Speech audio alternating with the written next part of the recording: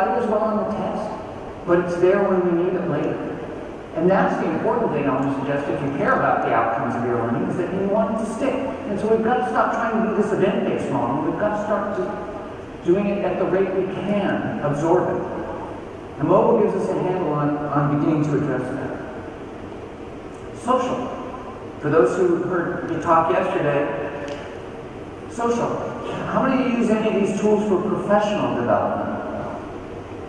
Not just, for connecting with friends and family, but for professional development. You can and should. In fact, you can and should be using all of them. Facebook groups with a few select people that you want to interchange with. LinkedIn, so you can follow discussions in the community practice. Skype, so you can have open Skype chat to communicate with people. Twitter, to follow where their thinking is going. Because the more people on my learning path, the better the outcome. The room is smarter than the smartest person in the room if you manage the process right.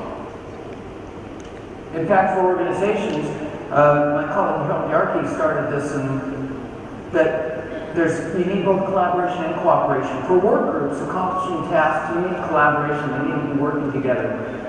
But each of those people, and ideally they come from different communities of practice, because that diversity helps. So you've got your communities of practice, and they need to be working together. And they need to be drawing from the broader field of social networks, getting lateral inputs to continue to develop themselves. They develop themselves internally by paying attention.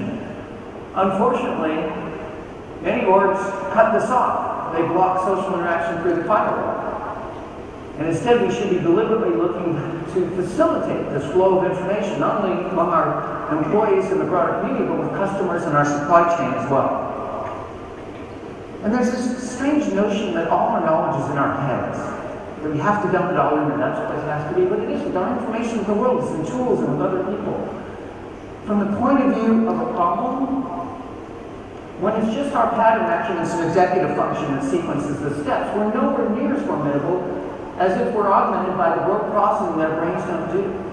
Our brains are good at pattern matching, they're bad at rote. Digital technology is the exact reverse.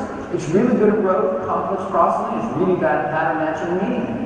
Together, we're much richer, and we should be designing to support our capabilities in that way.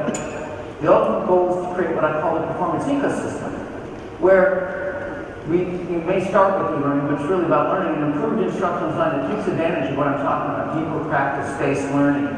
Adding in performance support when it's appropriate. E-community, facilitating that and tying that together.